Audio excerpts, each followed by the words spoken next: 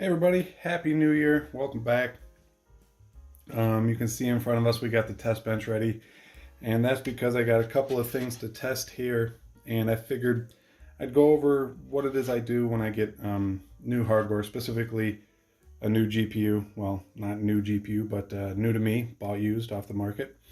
And you might have some money laying around now after the holidays, and you didn't get what you wanted for the holidays. And you might be looking into the used market to buy yourself a new graphics card, a new GPU. Most people, they'll buy the card, come home, plug it into the system, turn it on, and it'll just work. And for most people, that is as far as it's going to go. They're going to go off and play the games, and things are going to be good for probably many, many years.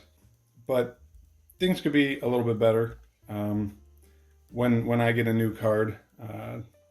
Well, I keep saying new. When I get a used card from somebody, first thing I like to do is make sure it works. And after that, take it apart and service it and make sure it's going to be reliable for many years, or at least be reliable and not fail due to, say, overheating or some other flaw that could take it out. Because you never know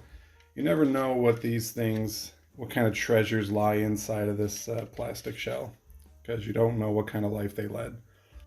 The plan is going to be, I'm going to plug it in, we're going to see if it works, and if it does, we'll test it, and then we'll tear it apart, clean it up, put it back in, and test it again to make sure we haven't broken it. So let's get right to it.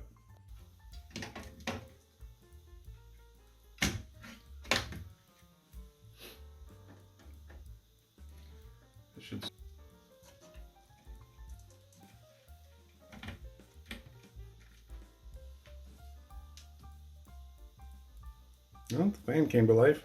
That's always a good sign. And it does work. I didn't really have any doubts that it would work. So honestly, we're really only interested in the temperatures of this thing.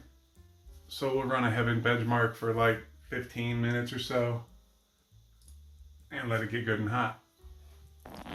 So immediately, besides the fan not turning on, but the fan will turn on when the temperature probably reaches about 60. But you can hear some pretty good coil whine.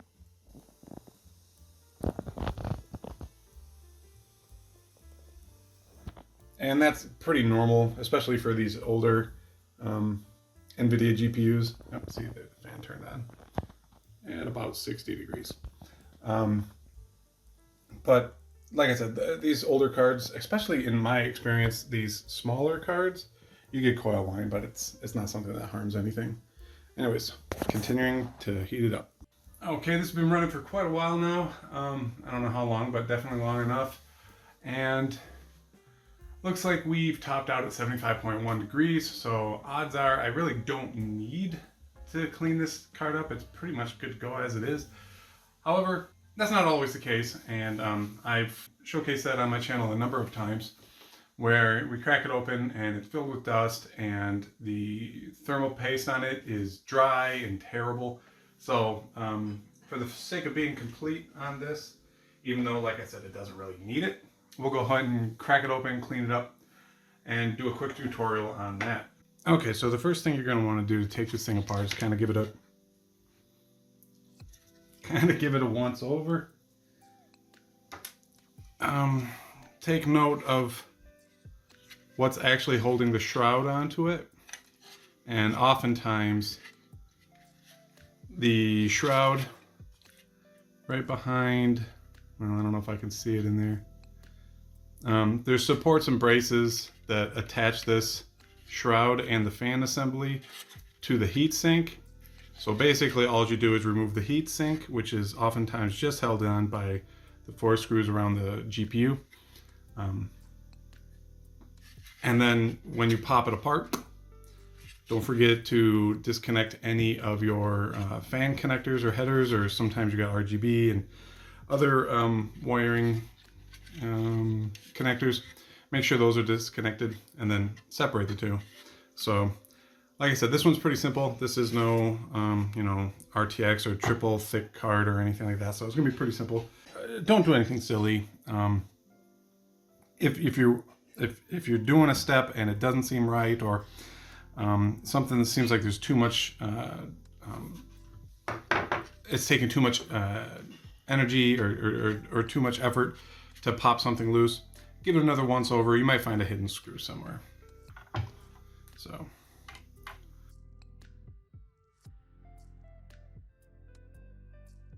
So as far as I know, that is going to be the only things holding this GPU's shroud on. Just giving it a once over. Yeah, it looks like it should just be ready to pop off. So let me zoom out for this a little bit. So I like to give it just a wiggle back and forth to break the bond of the thermal compound on the GPU, on the core.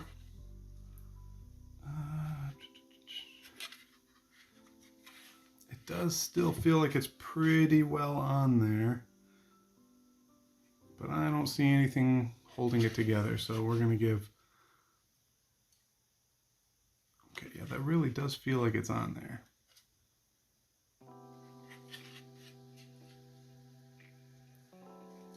Okay, so I think it's still just really stuck on there. I don't think there's any mechanical connection. Just wiggle it back and forth, at least try to.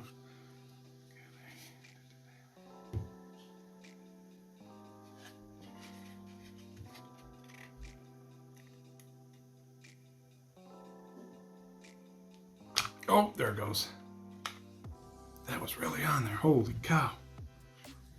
So yeah, sometimes it just takes a little more effort.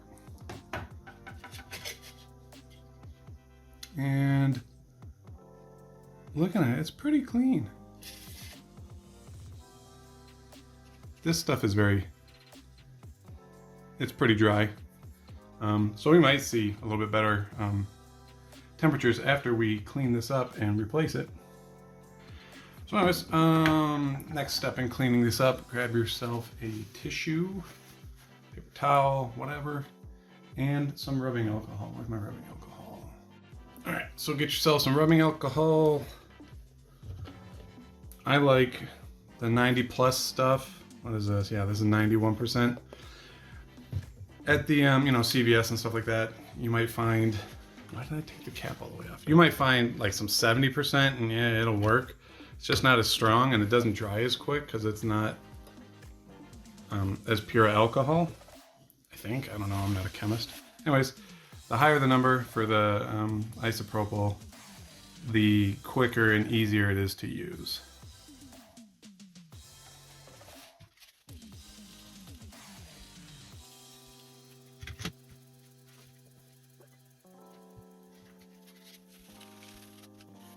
So there's little channels in the heat pipe here, and you want to clean that old stuff out too, because, and I don't know this to be true, but I've always heard that you shouldn't mix thermal compounds together. Not that these are going to mix together, because it's pretty dry and crusty in there, but that's kind of like what I've always done, is made sure it's as clean as I can get it. Not a bad practice. So around your that light makes it kind of hard to see. Anyways, so around your, can I zoom in? There we go. Around your GPU, you got all these little, well, they just look like dots and specks because of my camera, but they are surface mount components. Maybe they're resistors, or maybe there's something else. Anyways, you don't want to knock them off, of course. So the toothbrush works really well for this. So first thing I do, just knock the loose stuff off, because we don't want that smearing. And then the second thing you do, get your isopropyl back. And this is why, if you notice, it's dirty down in there, because I take this toothbrush and I dunk it in there. And I'm running low, so I'll have to get more. But then you can easily break this stuff up, and you can be confident you're not hurting any of those surface mount components.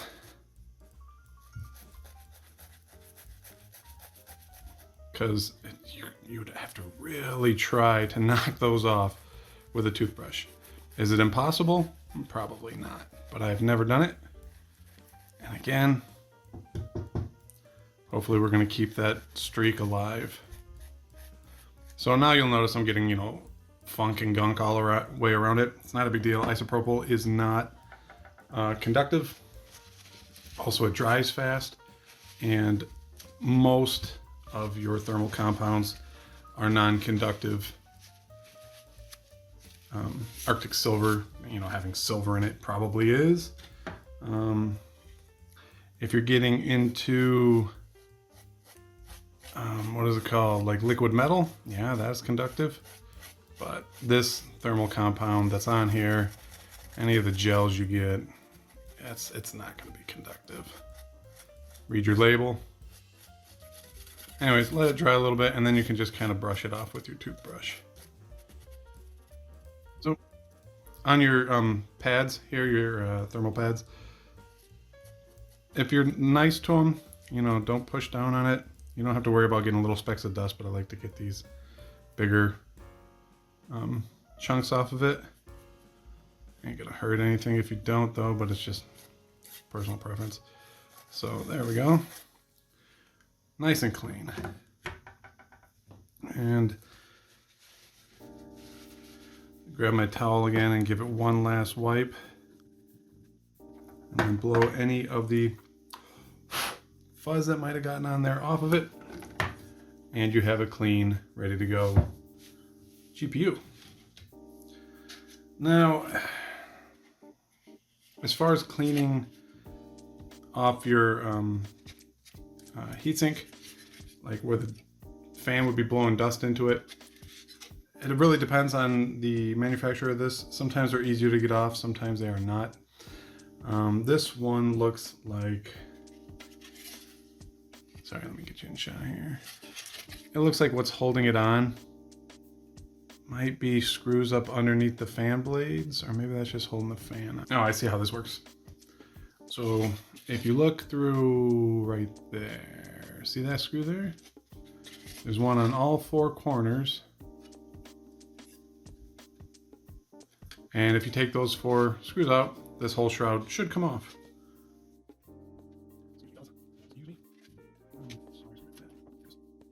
So it probably is a little spot of head.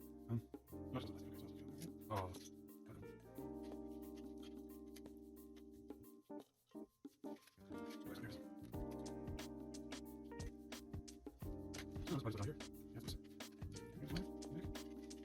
Yes.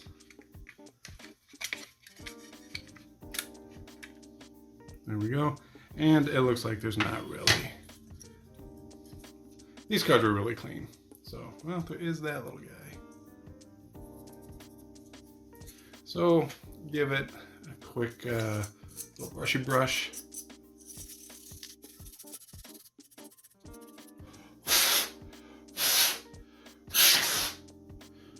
Now you could take this out to the garage and use a little compressed air, a can of compressed air, but it's really clean. No real reason to go any further with that. So the bottom of the fan, yeah, it's got fine dust on it, and you can give it a little brushy brush as well. Okay, after about a minute, I've cleaned up most of the loose dust. It's not gonna be perfect, and within a couple of hours of use, it's gonna amass, more dust under there anyway. So it's good enough for city work now. Looks clean. Gonna perform like new. So let us chuck this back in there. You guys remember how it came out?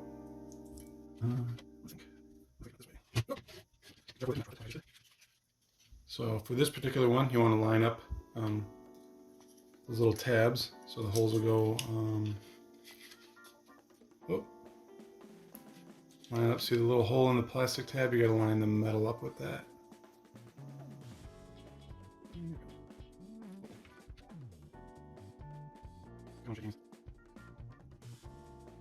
So I'm going to get that right now. So that screwdriver doesn't really work. Exactly like shaking anymore. I use the screws I shouldn't use, but no, like screwdrivers are screwing. That's ready to go. Forcing it over. Okay, I am completely gorged on meat and eggs. So let us continue. All right. Like playing game operation. Mike, is it? Come on, sponsor. She's doing it. Come on, man. Come on, bro. Good job, super nice. So this should be hard.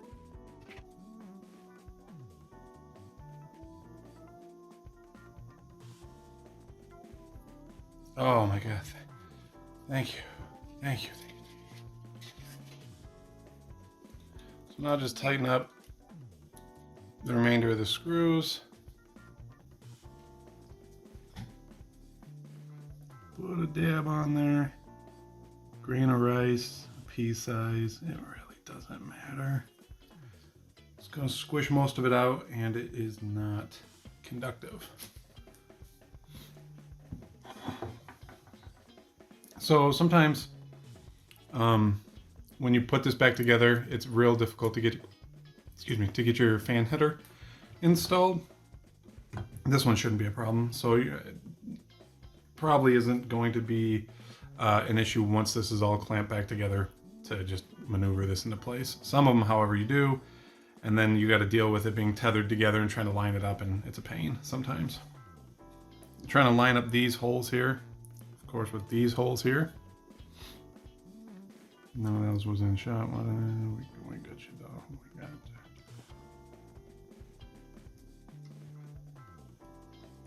Because basically you want to set it down on there flat. There we go. Without, well, we're not exactly in place, but we don't want to squeeze the thermal paste out to the side or anything like that. So more often than not, these screws here, the ones that hold the heatsink down onto the GPU die, there's a collar in here, so you can't over tighten it. It will bottom out and have the correct clamping force applied automatically. So there's no force specifications or anything that you're going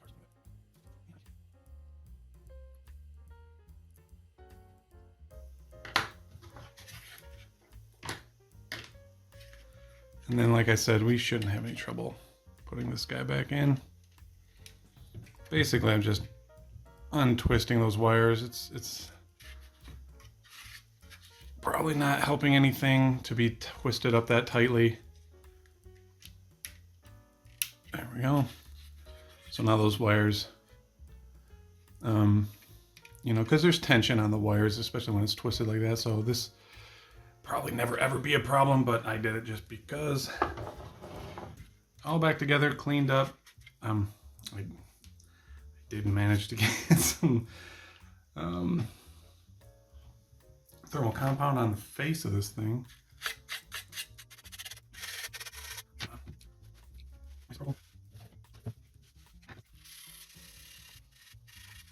Now, isopropyl can sometimes leave a little bit of a hazy look on plastics, but it should come up. If it does, just a little water takes it off. And there we are. Good as new. Let's pop it back into the machine. Make sure that we haven't broken anything. Plug it back into power. Hit the go button. Okay, well, it definitely works. We definitely have a picture. So, like I said earlier, we're not overclocking this at all. It's not my intent, at least with this card. So I'm not too worried about the temperature. 75.1 degrees was actually really nice. However, 75.1 degrees might put it somewhere like just past a threshold where it clocks itself down another 50 megahertz. And that, you know, to keep temperatures down. So let's say it can't get to 75 degrees anymore because, you know, the new thermal paste that's on there, maybe it hits a high of 74.5, and that is just below the threshold where it clocks down a little bit, and you're saving, you know, performance, megahertz. So let's let this thing run and make sure everything's stable. Still make sure I didn't mess anything up, and we'll see what it maxes out at. And that'll be a successful, like, we didn't really fix anything, but we serviced it, and now it's ready to be in the computer for years to come, and go on many adventures, killing dragons and racing cars and stuff like that. So let's let this run for about 15 minutes. All right, after running about 15, maybe 20 minutes, we see that our temperatures haven't improved. In fact, they got to the very same spot they did before, 75.1 degrees. So really, this card didn't need to be cleaned up. It was in actually really good condition, but it was basically just a example of how you would do it. Let's say you jumped onto Facebook Marketplace or eBay and you saw a card that was a really good deal, but the picture showed that it was pretty dirty and dusty, so you might skip over that. Well, hopefully this will give you the confidence to buy it, clean it up, get it back up in a tip-top shape, and use it for many years to come in your gaming rigs. I hope you enjoyed it. I always have fun taking these things apart and cleaning them up, even when you don't really get big gains from them. At least I now have the confidence that this thing is ready to go, and when I go to resell it in a gaming computer, my confidence level of it not coming back to me is pretty high. So if you enjoyed this as much as I did, go ahead and hit that like button. Maybe consider subscribing to the channel. I try to do stuff like this at least weekly, well, actually at least every other week lately, but the holidays kind of get in the way. So again, had a good time. Hope you did too. I'll see you in the next one. Goodbye for now.